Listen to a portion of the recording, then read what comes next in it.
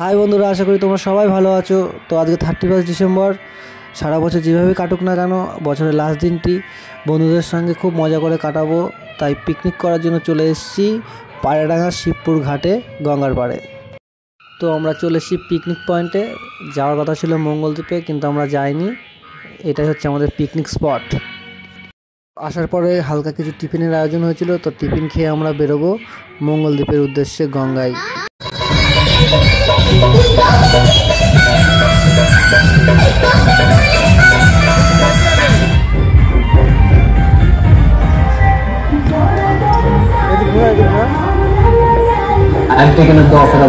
তো অবশেষে আমরা এখন নৌকায় উঠেছি মঙ্গলদ্বীপের উদ্দেশ্যে।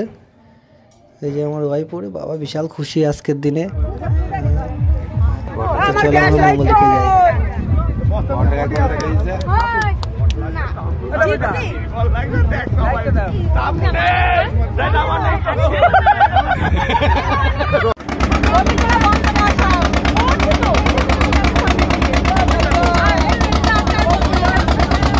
তো ফাইনালি আমরা চলে এসেছি মঙ্গলদ্বীপে।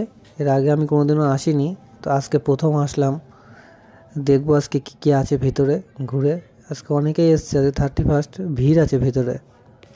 তো আজকের ব্লগটা এই অবধি ছিল।